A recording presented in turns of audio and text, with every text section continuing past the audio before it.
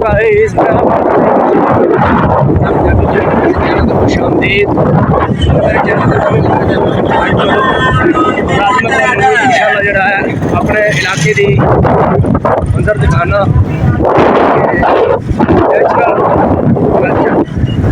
देसी माहौल यानी कि पिंड की सैर कराने इंशाल्लाह तुहानू मज़ा आएगा जी गाइस। तुहानू फिर बाग की सैर कराने बाग के अंदर यानी कि बाग की तुड़ाई हो रही माल्टियां की यानी कि ना तुड़ाई करके फिर यदी लोडिंग पैकिंग वगैरह करके फिर जाएगा मंडी वगैरह दे विच।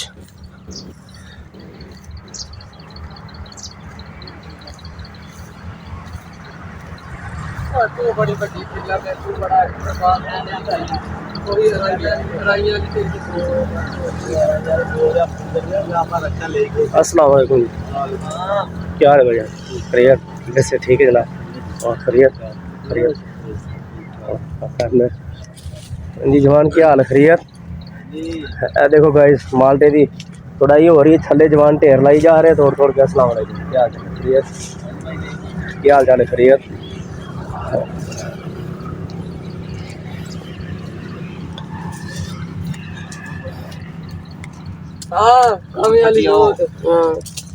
ठीक ठाक बुलाओ, तू सुना? वैसे ठीक है।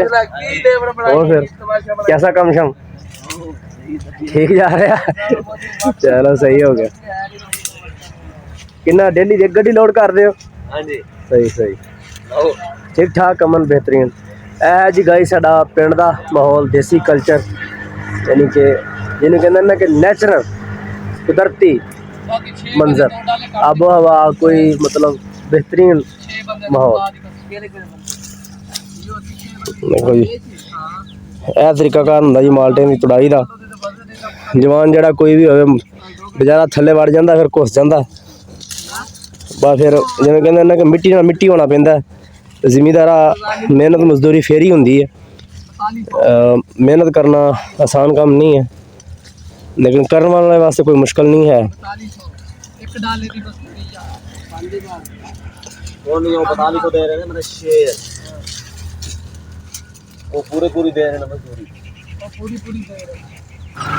गाइस है जी मेरा प्यारा वतन ज़िला लिया। मैं इस टाइम है अड्डा लाला ज़ार हीरा और रोड है इस टाइम पीर चकी रोड। शाम का टाइम है, सूरज गरूब हो रहा और देखो कि सब्ज़ा हरियाली बागात, कितना प्यारा मंजर। मैनू बेसिक वैसे अपने खास तौर पर यहो जिहा माहौल पसंद है मेरे घर से। देखो रोडां दी दोनों तरफ देखो कि बागात ही बागात ने। और फिर वक्त मेरे को अपने घर नहीं जा सकिया जिसे मेरा अपना घर है। मैं बिल्कुल करीब ही हाँ वैसे 2 किलोमीटर के फासले थे, लेकिन मसरूफियात की वजह तो मैं नहीं जा सकिया अजे। मतलब यानी कि ना बहुत ही प्यारा मंजर है इस इलाके का। और ये इलाका जिस जगह पर मेरा अपना ज़ाती घर है, इतने को अल्लाह पाक की रहमत है कि हर लिहाज नाल ना यानी कि इलाका सेफ है। देखो रोड के दोनों तरफ बाग और ख़ास तौर पर ज़िला लिया दे विच इस इलाके दे यानी कि ना बागात बहुत मशहूर ने। किन्नू हो गया, मसम्मी हो गया यानी कि। और फिर थोड़ा जा अगे चले जाओ बैक साइड से कच्चे वाली साइड से दरिया सिंध के करीब, उधर फिर यानी कि खजूरां के बागात शुरू हो जाते हैं, अंबां के बागात वो मशहूर ने। अल्लाह पाक की बहुत रहमत है ना, यानी कि बहुत बेहतरीन इलाका जिथे मैं रह रहा। मैं सोचा कि चलो अज मैं अपने इलाके की सैर करावा आया तो है, चलो तुहानू अपने इलाके के जो माहौल है कल्चर है उस तो मैं आगाह करावा। देखो रोड के उत्ते घर भी है ने, घर भी बने हुए हैं, लेकिन अगे जी खाली मैदान आ गया। इतने हम इस टाइम गंदम की बिजाई हो चुकी है, कपास की फसल की कटाई वगैरह करके गंदम की बिजाई शुरू है। सामने देखो कि सूरज गरूब हो रहा। मैं अर्ज कर रहा था कि भी इस इलाके में जितनी अल्लाह पाक की रहमत है कि फिल वक्त हजे तक भी तुसी दिन आओ रात आओ, चाहे कोई मर्द हो छोटा बच्चा हो औरत हो, किसी किस्म का यानी कि ना कोई खतरा नहीं है। ना इतने कोई डाकुओं का चोरों का कोई खतरा है और ना ही मतलब कोई जानवरों का खतरा है कि जिस तरह आम लोग देहातों के यानी कि अक्सर लोग तो जानवर लोगों ने पालतू जानवर रखे होंगे कुत्ते वगैरह। तो उस किस्म का भी यानी कि ना ये इलाका कुछ किलोमीटर तक ना 4-5 किलोमीटर अराउंड ग्राउंड यानी कि मेरे घर तो यानी कि ना बहुत मतलब सेफली इलाका है। तो दिने आओ जाओ जो रोड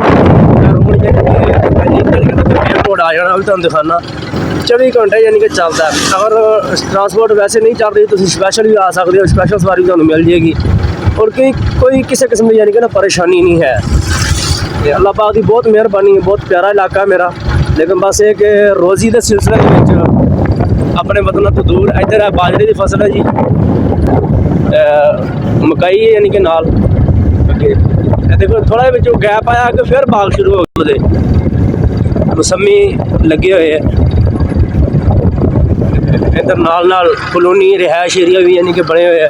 यदि बैक साइड तो फिर देखो तुम गौर करो तो फिर बागात ने। गाइस मैं और इस टाइम मेन रोड से आ गया, मतलब हम अपने घर की तरफ जा रहे हैं। मेन रोड के उत्ते भी बागात वगैरह ने, अगे वगैरह ने बाल्टे जी ही पैकिंग वैरायटी होती है, फैक्ट्रियां ने मार्बल वगैरह है।